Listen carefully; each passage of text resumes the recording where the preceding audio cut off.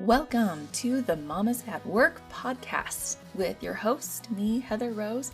I'm so excited you're here and I hope you're ready to learn because I have some amazing women coming on to this podcast to talk all about entrepreneurship and being a mom and how we handle it all and juggle it all and maybe even balance. I love to talk about people's passions and find out what makes them excited about what they do and hopefully help the rest of us feel not so alone. So let's get going. All right. Hello, everybody, and welcome to the Mamas at Work podcast. We are starting back up again in September of 2022. I took a break over the summer, and my first interview today is Afsaneh Moradian. And I'm so sorry. I got your name wrong. Afsaneh Moradian. Oh, I was so close.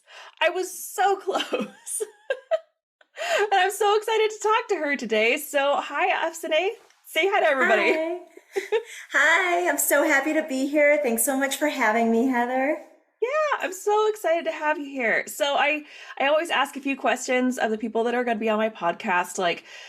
Everybody knows that I only interview mom entrepreneurs. It's so funny. I actually had a few guys sign up over the summer. I'm like, I realize that you have something beautiful to say, but that's just not who I talk to. I'm so sorry. Can we talk in a different way? But so I talk to mom entrepreneurs and this year I'm wanting to focus a lot on motherhood.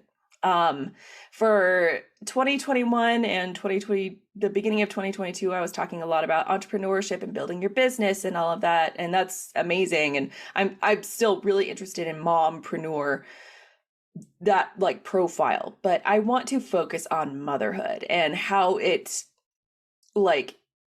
and the entrepreneur, everything is kind of tied into itself. So I really want to focus on that. And so today we're going to talk about, you are a homeschooling guru. You have all this amazing education and you have a book series out and everything. So tell us all about that and how you got into that. So I didn't have an option for a really great preschool to send my child to. So that's how I got into homeschooling. But I was an educator for a long time before that. And from becoming a mom, it really transforms everything when you just need to figure out how to get your child what they need.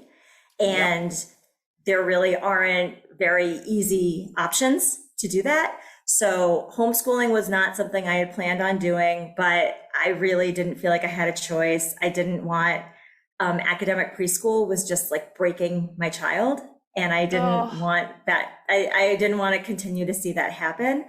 And then the gender stuff kind of hit my child really hard too. And my reaction to that was to get angry and write a picture book that turned into a picture book series with Free Spirit called the Jamie is Jamie series. So, and then from homeschooling and talking to other moms who really needed help, I got into becoming a homeschool coach. So it all kind of fits together because it's all about communication. It's all about figuring out how to support our kids as individuals, respect them as individuals, and make them feel validated and loved, and that their presence is so important in the world. So the books come at it from one angle, and the homeschool coaching is to then set up the moms to be able to create that kind of learning environment at home, so it doesn't become all about the power struggles and the stress and the anxiety of you have to do this assignment and you're not, and you're going to fall behind if you don't, and nothing is happening, and all the freakouts. So I help homeschooling moms take a step back and figure out exactly what needs their kids have, especially neurodiverse and high needs kids, what isn't working, why it isn't working. We play detective together. We figure out then what needs to shift, how to modify things, how to create different kinds of learning experiences that are right for your individual child. Because I have a high needs child who is not just going to do the next page in a workbook. Yeah. And so I can't just buy a curriculum and expect it to work. Plop them down in front of it. Yeah. So like if that works for you, I'm so jealous and envious of your life. But for me and for the moms that I coach, our kids really demand something totally different than anything that school had to offer. And so I help them figure out how to do that, the strategies and the knowledge, the information, the child development aspects of it to then feel confident in figuring out what their individual kids need. So it's wild. It's been a wonderful journey. It's not at all what I expected when I was teaching university and grad school just a few years ago, and it's Oh my all goodness. shifted so much. It's wonderful though. So Right? Yeah, that's a good shift. yeah. Oh my goodness. No, that's wonderful. So I don't know how much of my story that you know, but I did homeschool my kids when they were very, very young.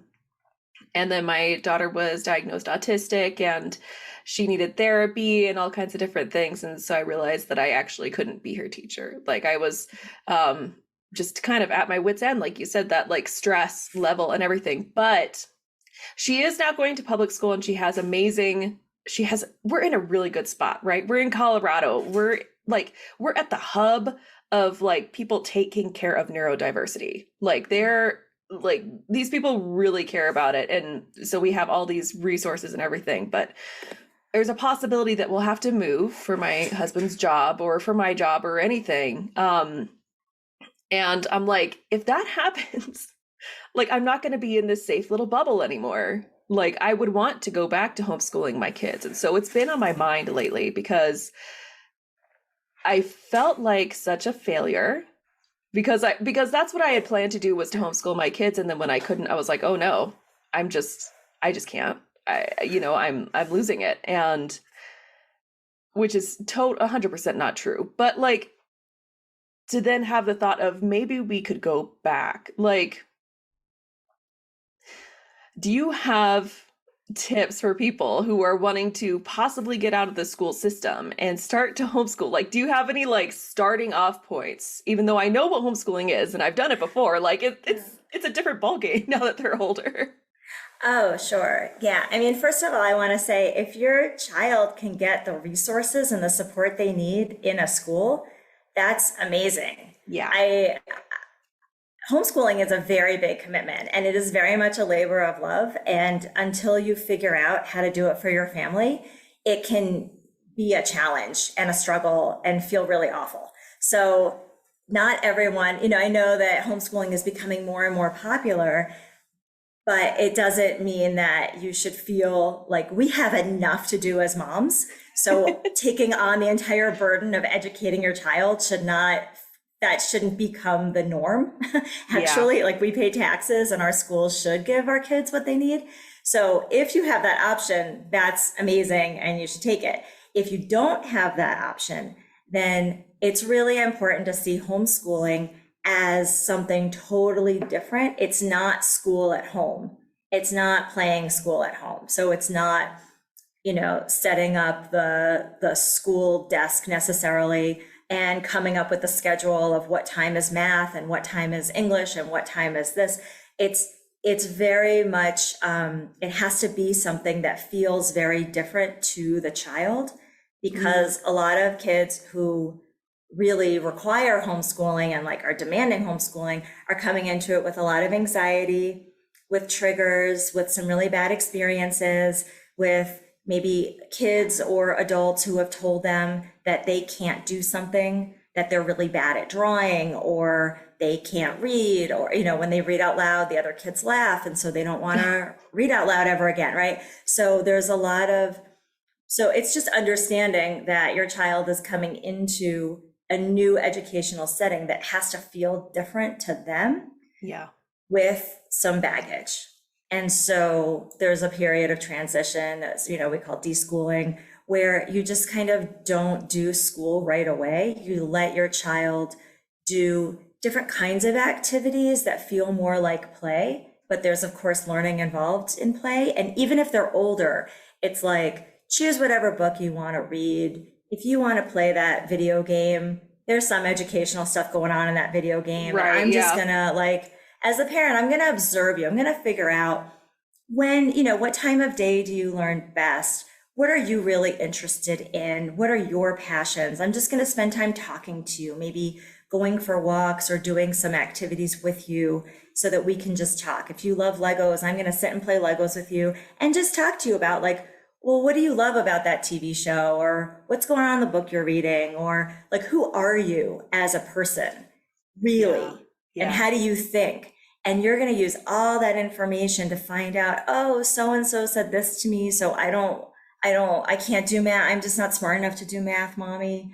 Or I can't do art, I'm just not good at drawing. Like, you need to know all that stuff so that when you figure out what the learning times look like, you are very aware that, okay, my child doesn't think they're smart enough to do math. So I can't just say, here's the math worksheet. I have to figure out some really fun ways to approach math that's going to connect with their interests and who they are, and tread lightly. And if there's something really like, in my case with my child, they had my child writing letters at the age of 2 and 3. Oh which boy. is so developmentally inappropriate. Yeah. Okay. So so when we took my kid out of school and started homeschooling, they absolutely did not want to write any letters. And I had to back off. I had to seriously back off. First of all, I had to recognize 4 or 5 is really an age of play, and the skill building is woven into play. But in terms of sitting and writing their name and that sort of stuff, I couldn't push that. I really had to wait, and I had to do other things to develop the fingers so that writing could become easier and feel a little better in the future. So that transition period is where you get all that really important information to figure out how to set things up in a successful way, which is going to look very, very different from what other homeschooling families are doing. The schedule might look different, the types of activities, even the topics you're learning, it might be completely different because your child is different and you're different. And it should be fun for you too. And you should get to do things that you're interested in, because if you're not having any fun, that stinks. Yeah. And it's not going to be as much fun for your child because your child is feeding off of you. So if you're excited and interested, then they're going to be excited and interested. And if they're really excited and interested, fake that you're excited and interested, because it'll help. Yeah. So pretend to care about that thing that they really care about, even if you don't. And then, you can have your, sometimes I say, make a Venn diagram of what are the things they like and what are the things that you like and where does it overlap? And then have your list of the things that you can't stand, that you don't want to do. And they can do that on their own. And you don't have to do it because it should work for you too. So, oh my gosh. That's the goal. No, that's fantastic. That's such a great way to approach that, because I feel like there is definitely, pressure to have that classroom at home.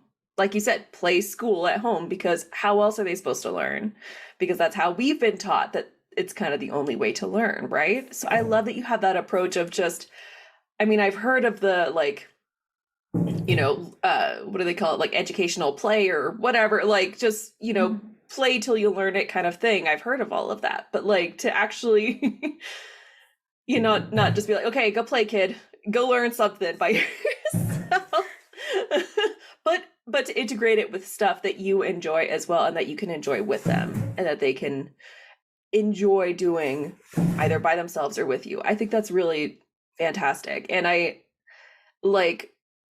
like I said, we're in a fantastic spot and we have a great school system for our kids. And so I'm very happy with it. But if we ever had to move, then I would consider homeschooling again. And I know that a lot of the women that I talk to think about it as well, because they're either fed up with the school system, or they want their kids to be able to explore, anything instead of just what the school will teach them. So, yeah. And so your child is 10 years old, right? Yes. Yeah. Just turned 10. Oh, that's fantastic. Oh my gosh. I'm a little freaking out. Right? Double digits. Oh my gosh. So you still have middle school and high school to look forward to. Yes. Yeah, no, but I'm excited. I'm very fortunate. I actually, it's not school at home, but I did get to teach um, middle school and high. I actually had the experience of working with all kinds of different ages before Yeah. homeschooling. So, and I always wrote my own curriculum as a teacher. So I get to write curriculum as part of what I do for a living also. So I'm very, very excited about it. But um, yeah, it's always so different. Each stage has different development, different personality, different needs, and it's quite lovely.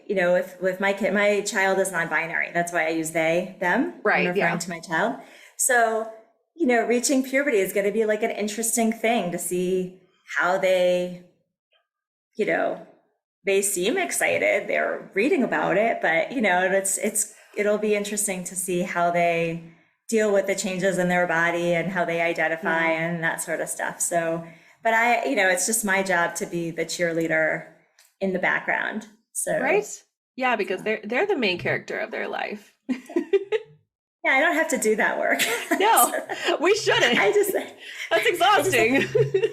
I just get to say, I love you. You're great. I love you. I love you. You're so great. Yep. I love who you are. Right. That's my job. And um, I just wanted to go back, if it's okay, to what we were talking about before. That yeah, like if you have the school that's there that can, give your child what they need, that's awesome and amazing. I still think though, as parents, we're always the first teacher. And so it is that like supplements, like what do you do Yeah. on the weekends? What, if your child, you get that note home that your child needs extra help with reading or with math. And so, there are those like, kind of oppressive ways of dealing with it. Like you're behind in reading, sit down and read versus let's cuddle on the couch Yeah. and read together and make Yeah. so like looking for the ways to connect learning to connection and quality time and your undivided attention, which is so hard to give undivided attention. We've got so much going on during the day,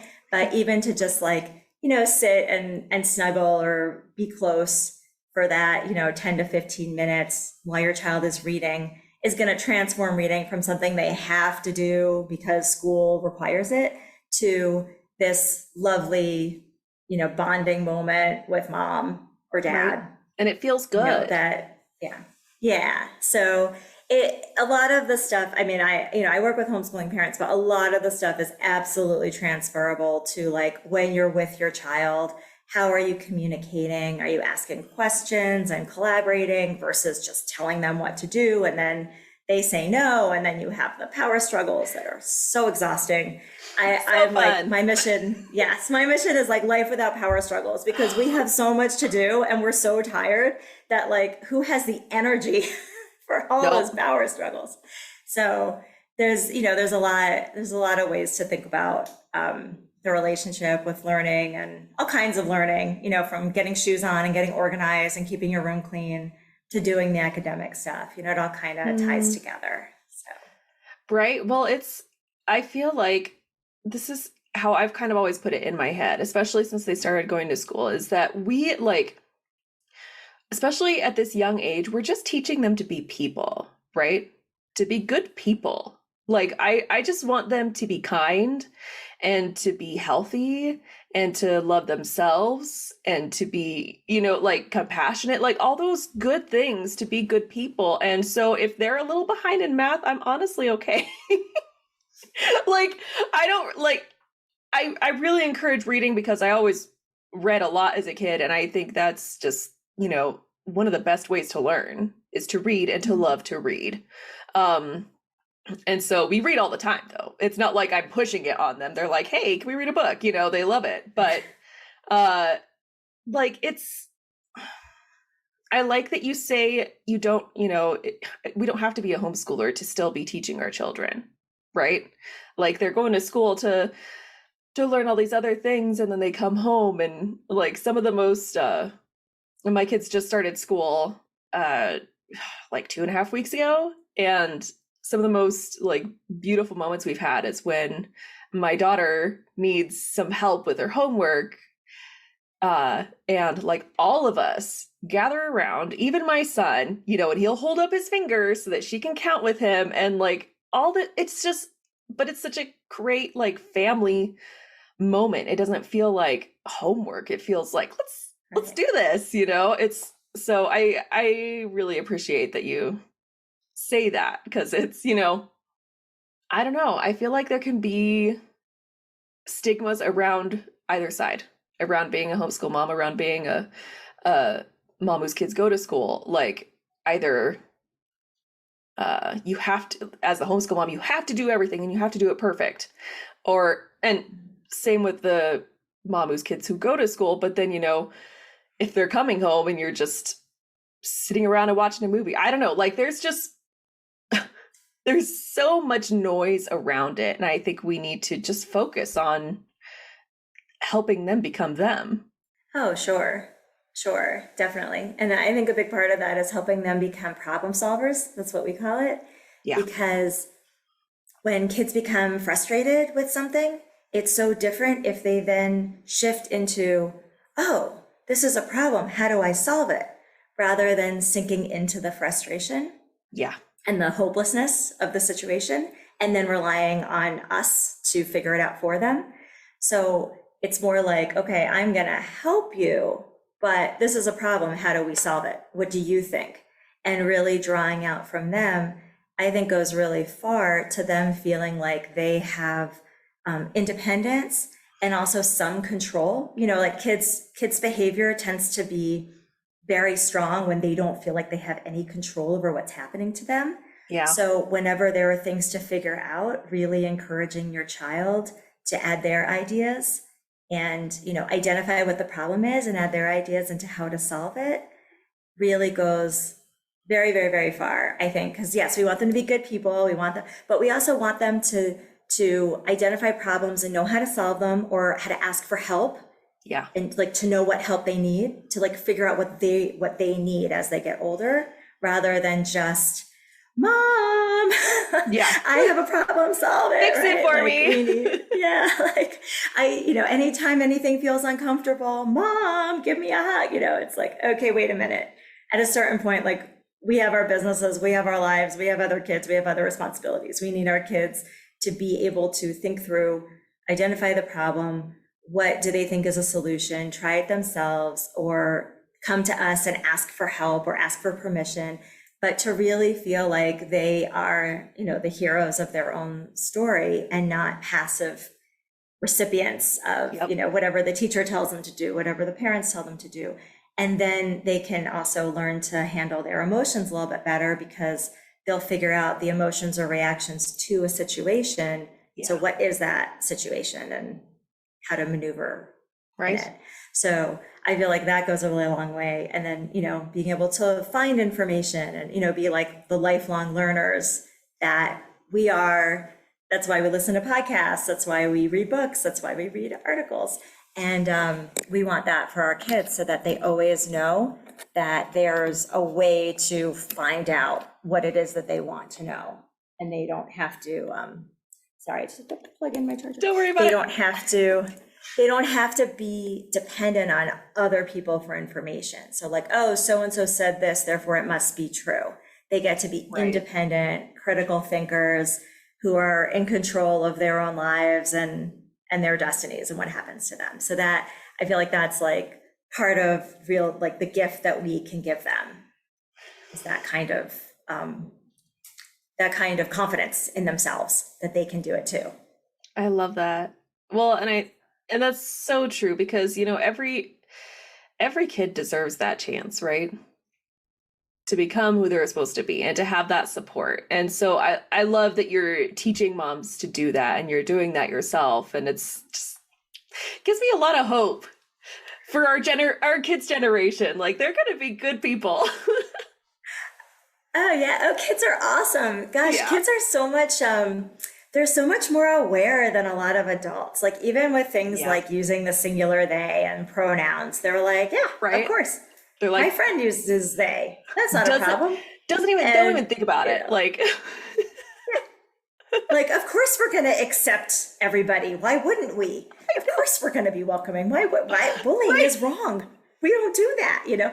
So it's so different talking to kids than talking to adults sometimes. And it's like, you know, there's always a generation gap, but I feel like the 20-year-old, the teenagers on down are just living in such a different, like framework. It's just such a different thing where, like, you know, nobody wants to discriminate. Nobody wants to be mean. Nobody wants to leave people. It's like, it's really beautiful. And, you know, obviously it's thanks to the parents, right? And the picture books and all the changes, but it's really awesome because we know that our kids are going to have to do a lot of work to, you know, try to fight climate change, to, you know, make things better.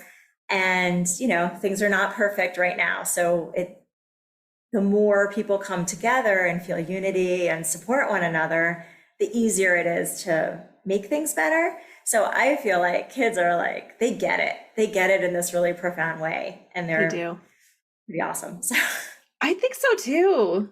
No, I totally agree. And I want to talk about, because you said at the beginning that, you know, your child is non-binary and you had some like anger with that and you wrote your book. Like, how was that a journey for you? Because that's such, you know, that's not a new thing, right? It's not new that children are having these situations come up and parents are having to deal with it. But I feel like it's a lot less, I don't know, people are much more open to talking about it now, which is good. Yeah.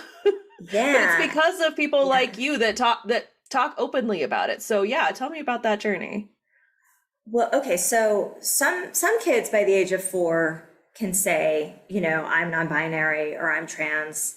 You know, I don't identify with the gender that you've given me at birth, right? For my child, it was a little bit different. They just didn't, they were never drawn to the girl toys. Mm-hmm. And at school, it was very much like the boys running around playing superheroes and the girls playing house and dolls in the corner. And like, my kid was like, I want to be the chef. Like, I don't want to be the mom or the dad. Like, I don't want to have a family. I love that. I'm 3, you know, I don't want to be burdened with like changing diapers. I'm 3. I want to, That's fair. Be free. And my kid like really wanted to be Spider-Man, and we had to call them Peter Parker to get a response a lot of the time. So what happened a few times was we were at like a couple different restaurants, like the same thing happened, different places, totally different people involved. My kid, who at the time was a young girl, this is before they realized that they were non-binary, went and said, hey, went up to a boy with action figures and said, can I play with you? And the boy said, no, these are not for girls. So that happened a few times. You know, he was taught that. Oh, definitely taught that. And, you know, even if you're not explicitly taught that, you're taught it from the toy aisle because the toys are so color coded, right?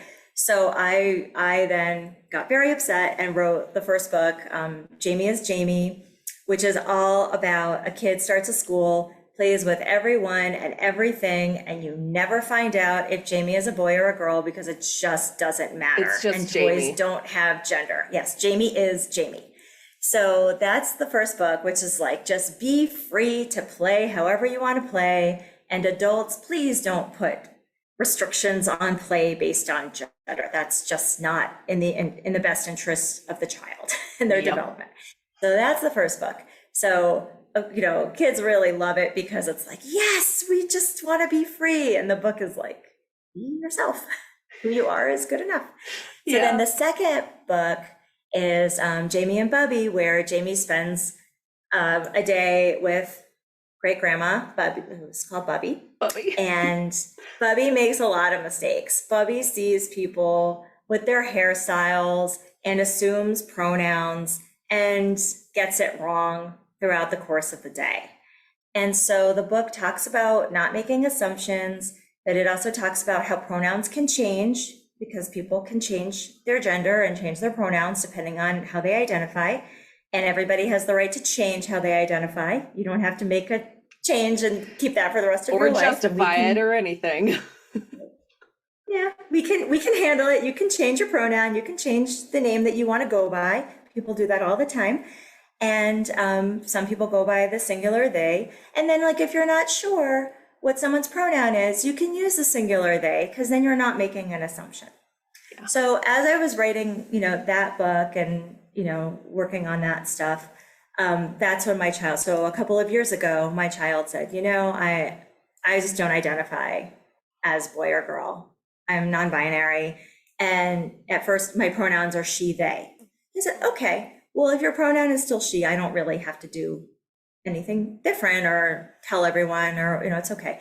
But a few weeks into it, I noticed that when anyone referred to my child as she, my kid would cringe, like have this like physical reaction to it. I said, okay, that's it. Like, this is not, my child is not a she.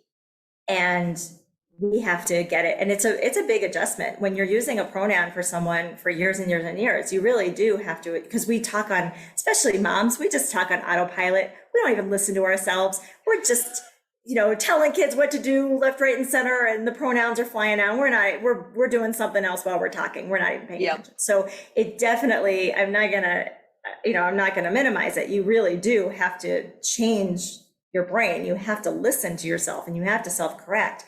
But it's about supporting this child and validating who they are. So it's not really optional. And, it's been something, extended family, some have embraced it and some don't really think it's a thing and don't really want to do it. And so that's an ongoing conversation that we have.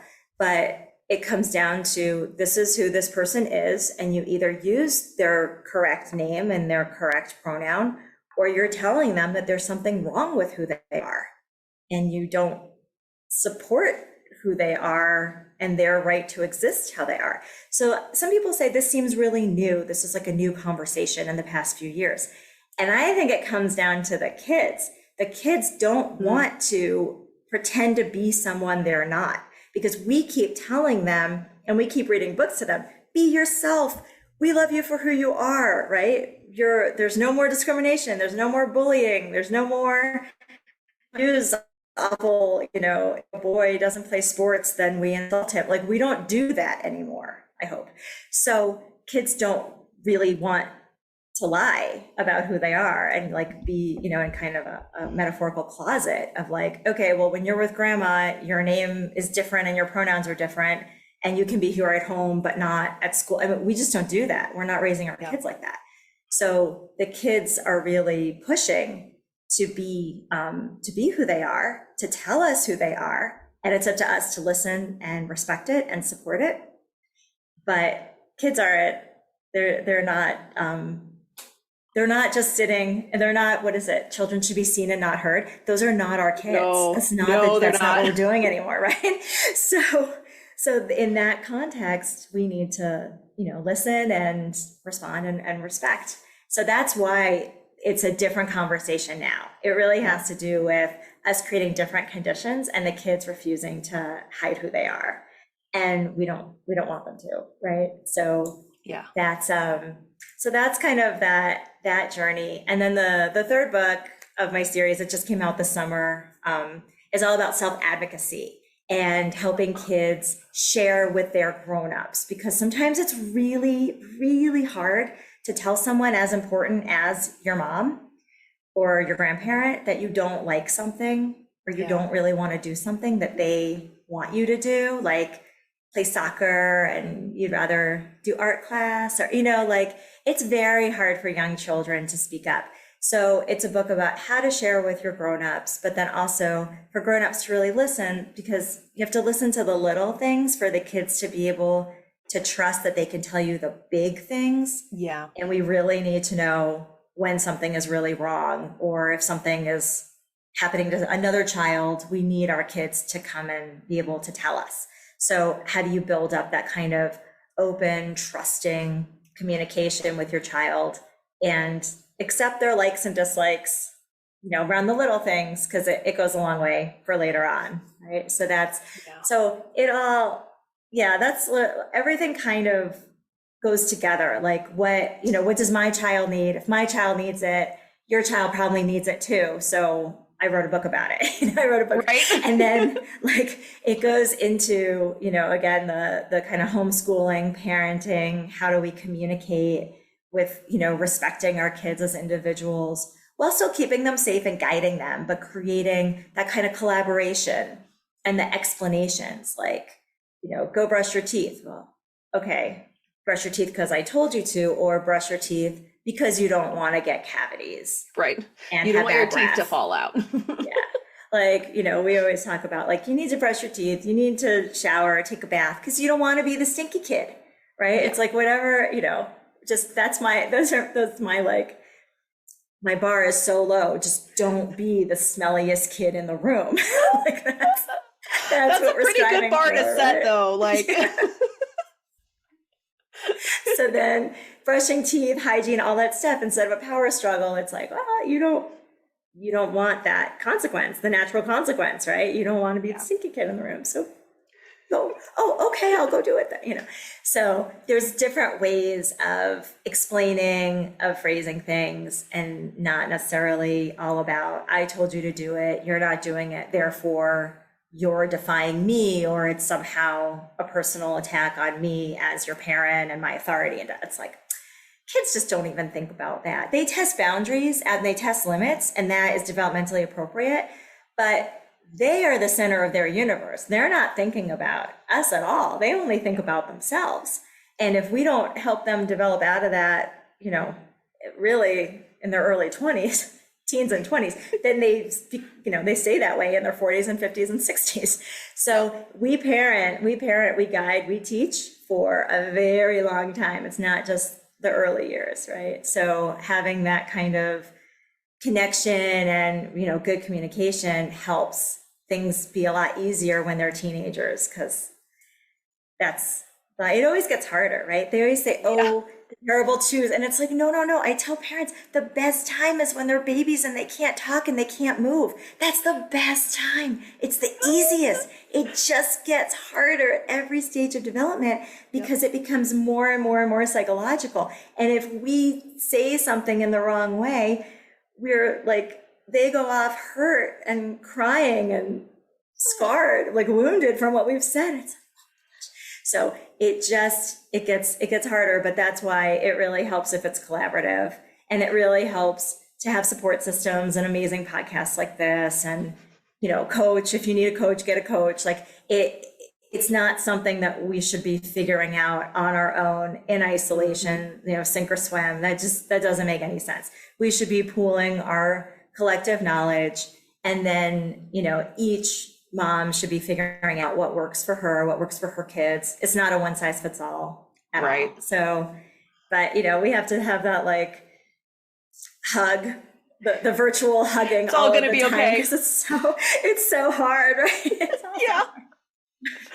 No, I love that. And that's why I love doing this, because I've met so many moms and they're all so about that as well, about collaboration, about helping each other, about figuring all this out together. So yeah, I just love every guest I've had on here has been just fantastic. And you're no exception. I just loved this conversation so much. Like, please tell everybody where they can find you, where they can find your books and everything.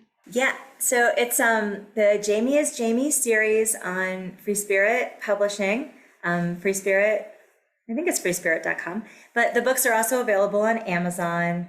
Jamie is Jamie, Jamie and Bubby, and Jamie's Class Has Something to Say is the one about self-advocacy. Yeah. And I am very available on Instagram. Moradian.Afsaneh is my username.